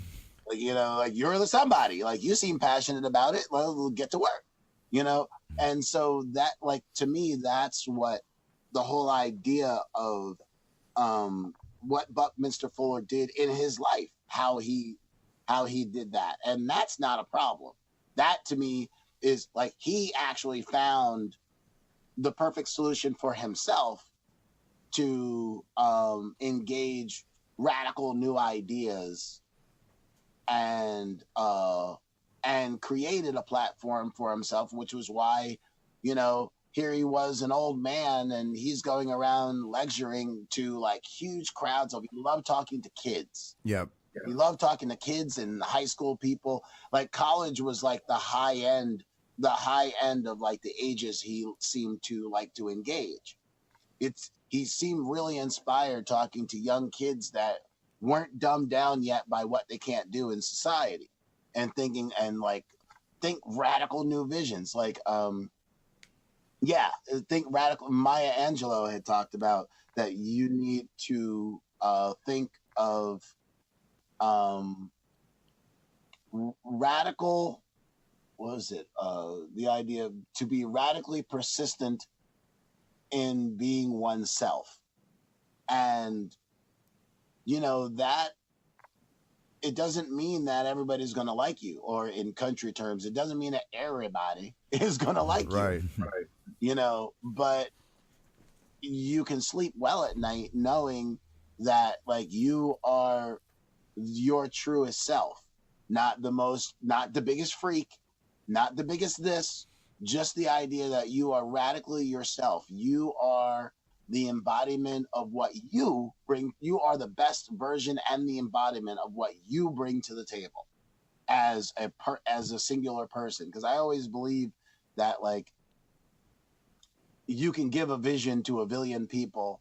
Every single person is going to bring something to the table that no one else would have. Yeah. And that's been proven out. I've seen experiments with focus groups and stuff where they've taken like a problem like assembling something without directions, okay? And they take a group of like engineers and have them do it, and then they take a group that has engineers, philosophers, teachers, like a more diverse group, and almost without exception, if I remember right, the diverse group were able to put the thing together faster than the engineers were able to, because the engineers sat around and mostly argued with each other about how it should or shouldn't be done, but the other group, because they had creative people, were suggesting things. Oh, if you did it this way, and then they were able to kind of to collaborate better, come to a consensus much quicker.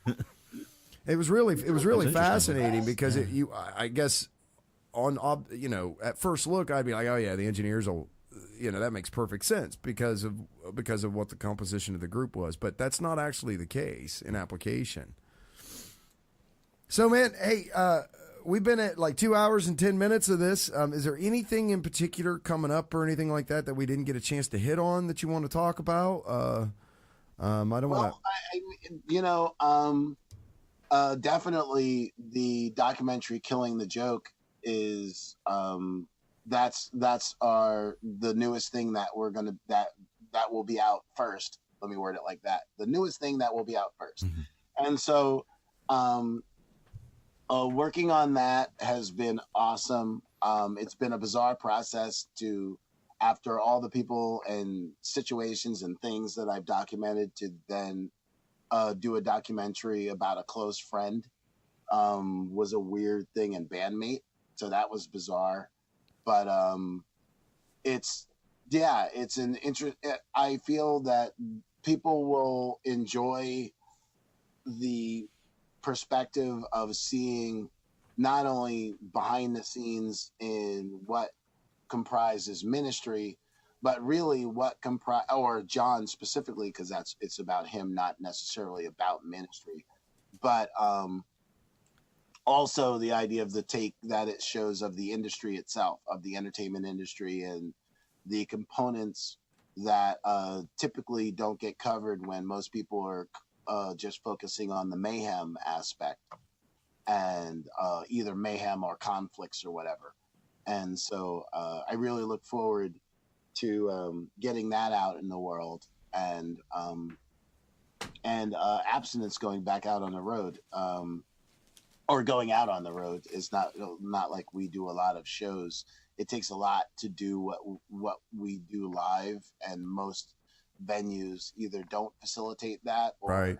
It's not worth it for us to go out and do it, because it's just the audiences really want something different, and I'm not interested in creating that thing that's different. But luckily we have enough interest to do things, and oddly enough, it's when we leave the New York area we have a lot better reception. People are interested in things that are more eclectic and different than in the urban areas where they seem to have a more staid vision of things. Yeah. So I'm looking forward to that going on the Void Star Productions tour in August. Will be out in the Midwest. And so, Killing the Joke comes out on May 19th, which is 2 weeks from today. You coming out to the Midwest? You coming out to Ohio? Yeah, we'll be playing. I believe we're playing Columbus. Awesome. You got to let us know when you're in town, man. We want to come up and see you. You're based in Columbus. Yeah, we're right in Central Ohio. Yeah, absolutely. Yep. Yeah, no, we will certainly keep you informed as soon as we have. I know there are dates locked down, but that's on Definitely's side, because he's the founder of Void Star Productions. Perfect. So yeah, he's the one who's handling that. But yeah, so thank you so much, man. This has been really awesome. Thank you. Anytime you want to do this again, let us know, especially if you got stuff coming out, you want to do some promo stuff, and reach out again. We're totally down with that. Absolutely. But man, I can't wait to see you in Columbus. I can't wait to go experience the show firsthand. Yeah. I've seen the videos. Now I want to actually go and be a part of it. Yeah. Well, the last show was called the Whistleblower Tour. And so this one is kind of Whistleblower Part 2. We fucking warned you. Oh, this is going to be great. Nice. I can't wait. All right, man. If there's anything else you want to discuss? No, thank you, man. Just thank you for keeping long form discussion in a place where people can get to it, because it's not that people aren't talking. I feel like there's not as many people having this kind of discussion as there should be. We agree. Yeah, we agree. Yeah, absolutely. And again, thanks for listening, everybody. If you get the chance, please go over to the X Factory and go check out the X Factory Creative Network. A lot of great stuff over there. And please hit the like and subscribe buttons. We are attention whores, as it were. So we love it when you guys subscribe. And we'll catch you all next time. Bye.